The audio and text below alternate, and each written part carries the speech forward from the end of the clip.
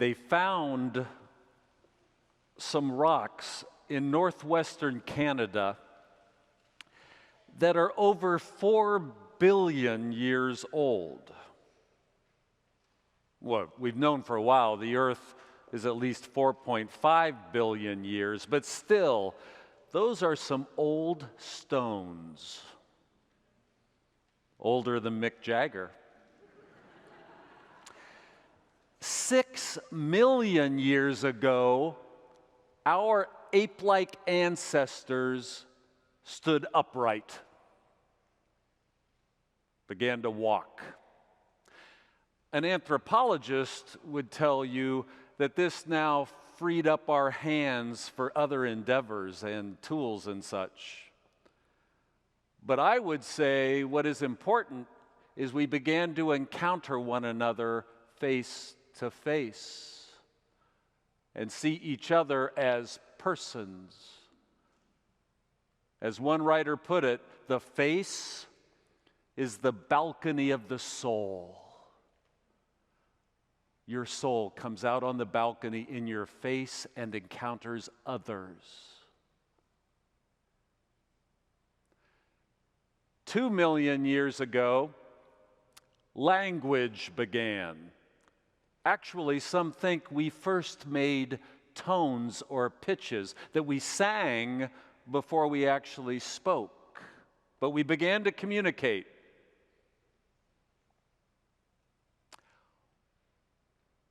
One million years ago, we discovered fire.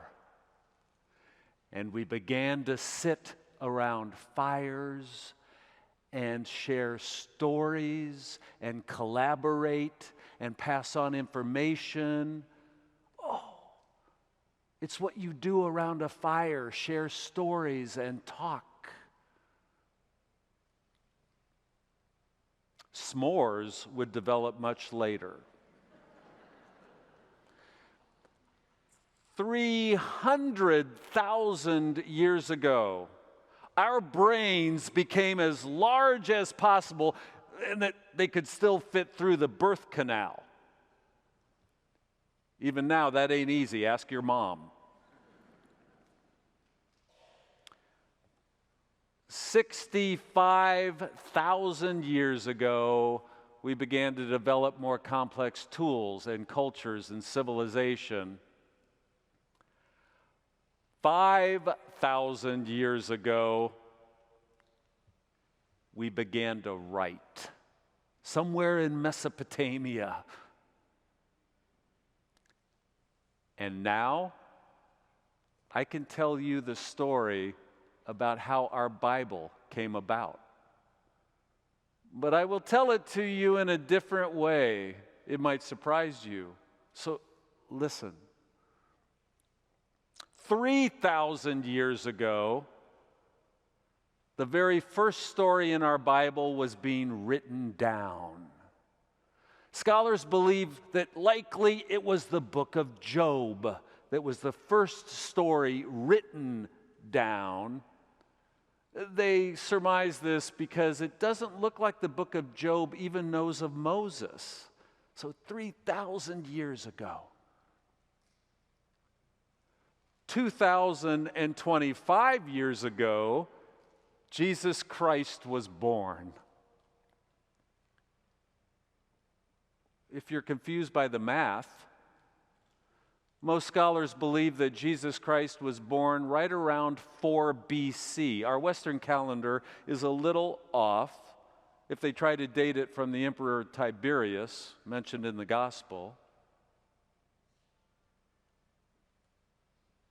And so stories about Jesus began to be written. About 1,900 years ago, all of the stories we know as our Bible had been written down. But think with me now. It wasn't yet a book. These writings were collected on scrolls, a very different technology than a book, large and unwieldy, and they don't hold much. And so our Bible wasn't what I'm holding in my hand, it was a bunch of scrolls.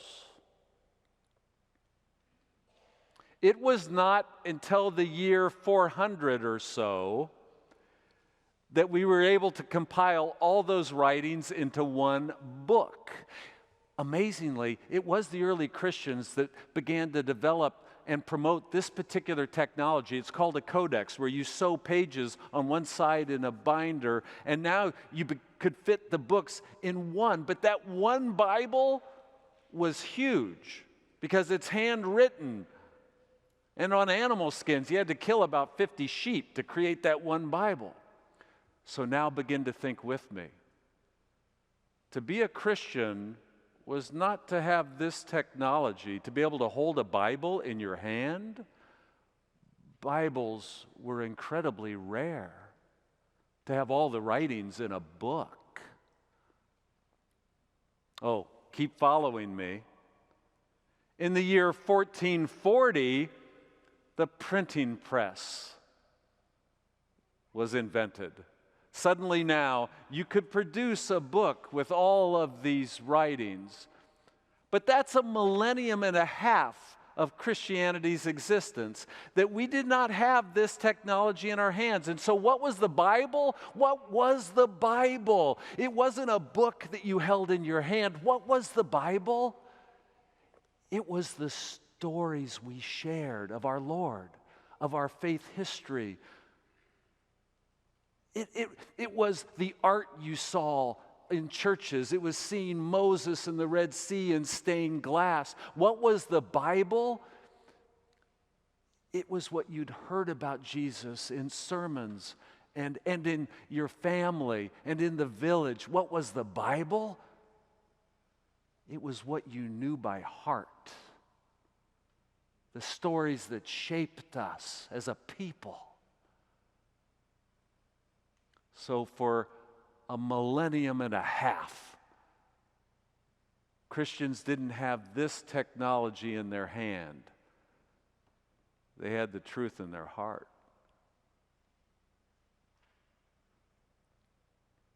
Oh, keep thinking with me. It would be a long time until a minister like me would be standing with this in their hand. Think with me. Books were rare for a long time, and even as you began to produce them in cosmopolitan centers and universities and large enough areas, there might be some Bibles available, but they were very expensive. We began to translate these books then into English, into the language of the people, English and Spanish and German and French, and it began to spread. But keep thinking with me. By the year 1820, only 12% of the global population could read. It took a long time for literacy rates to expand and for universal education to begin. So keep thinking with me. Even by 1820, the vast majority of Christendom did not read a book they held in their hand. The Bible was on their heart. Oh, it might surprise you to know that Bibles didn't really become common around American families until the late 1800s. I have one of those Bibles in my family that was passed down from the 1870s. I bet if you think about, do you have a family Bible? About what year did it come from? Almost guarantee you it's the late 1800s. They began to proliferate. It became more common. And so then by the year 1900, almost 2,000 years later, now we had Bibles you could hold across the swath of Christianity, but only by the year 1900. And then with this technology, something became possible, something very different. We call it fundamentalism, that focuses on the ink on the page in a very different way. Imagines these printed words are directly from the mouth of God. And so you could obsess now on a chapter and verse because you could hold it in your hand and read it for yourself. Before that, remember, the Bible was something more improvisational. It would be shared orally. You couldn't obsess on a given verse in some dogmatic and doctrinal way across Christianity because you were sharing the truth as you felt it.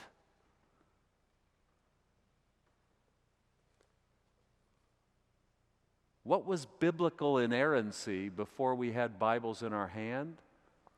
It meant something larger.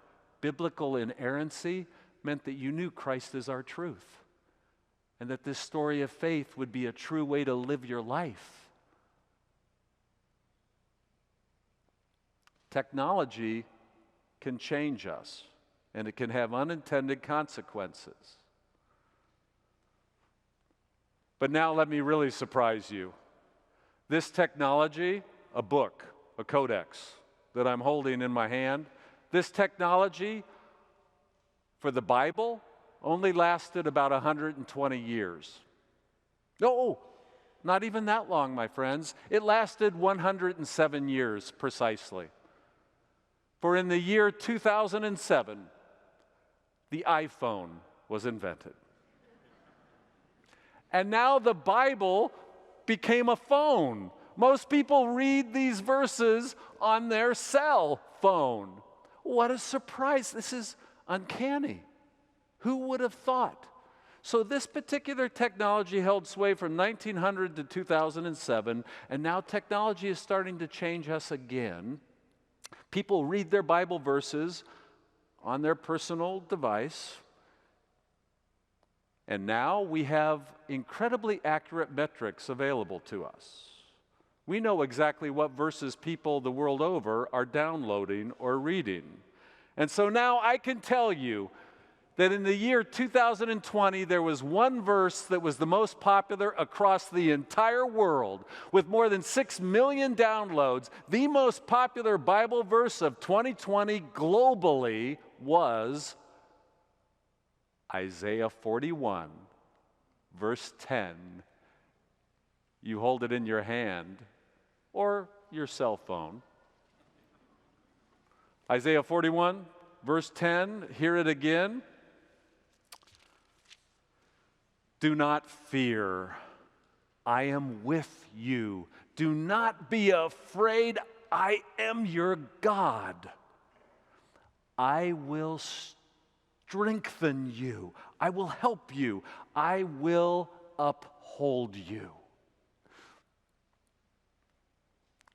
Oh, can you see with me why that would be the most popular verse in 2020?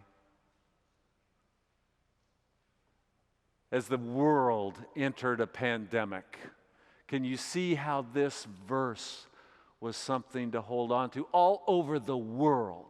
In areas more rural than your imagination, people with cell phones were opening this verse.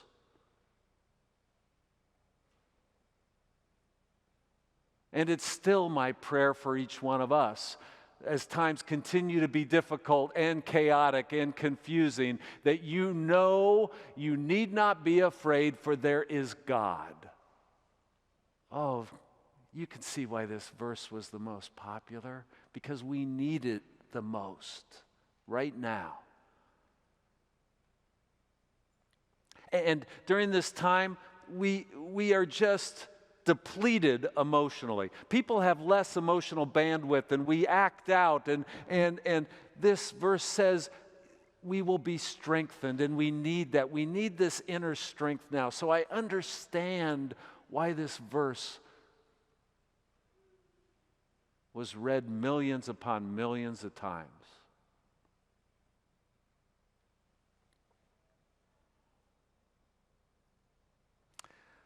But even as I give thanks for this verse and I pray upon you this verse, I am also hoping now that the Christian church, that we don't rush too quickly to strength. Not the type the verse is talking about. The verse is talking about an inner emotional strength. But I'm worried that we might overreact and try to rush too quickly to display a strength. I hope that this last year has made us more tender, more aware of the most basic things that matter to us. I hope we don't rush past all those learnings to just reclaim strength. I want us to remain tender to how important family and friends and church and community, how much it matters, because we've been hurting And now we know how much it matters. I hope we remain tender. But some sociologists are remarking that right now Christianity is beginning to follow that sort of more disruptive, aggressive speech of the politics of our time, and that Christianity itself is becoming more aggressive, more masculinized and filled with adrenaline, more shouting its truth rather than residing gently in the truth. One sociologist, he says that there's a certain way we raise boys in America, and he calls it the boy code. The boy code in America is this: don't be a sissy, be a sturdy oak, be a big wheel, and give them hell. This boy code. Don't be a sissy. Don't share your feelings. Don't be vulnerable. Be a sturdy oak. Be independent. Stand on your own. Be a big wheel. Become an alpha male. Get a position of power. And give them hell. Be aggressive. Oh, all the time. Be aggressive. And the sociologist believes that Christianity is absorbing the boy code more and more these days. A more aggressive, in-your-face type of Christianity that will declare and shout its truth. A Christianity that thinks it stands alone from everything else.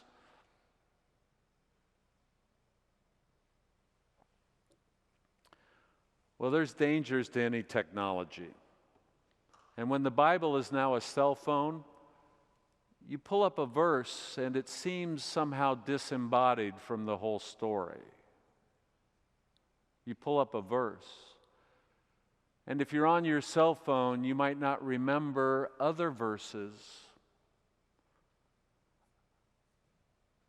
You might not remember that Jesus did not say, "Blessed are the strong and mighty." He said, "Blessed are the gentle." And so I pray Isaiah 41:10 upon you that you have an inner strength. But collectively as a body, I pray, blessed are the gentle upon us. That Christianity is not a truth one needs to shout aggressively. Christianity is such a beautiful truth that together we can calmly and gently live that truth. Blessed are the gentle. And my friends, technology will not stop. Technology keeps going. So we're already working on the next thing, of course. The internet won't be in your hand on a cell phone. We know this. We're already putting chips in people's brain. The neural link is already on its way. 20 years from now, the Bible will become a chip at the base of your brain. I don't know what the effects of that technology will be.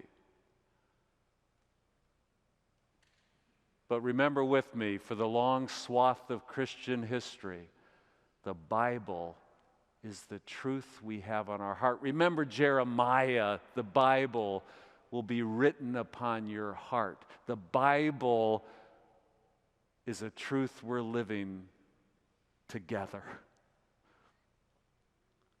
The Reformers during the Reformation wanted to bring the Bible to all of us.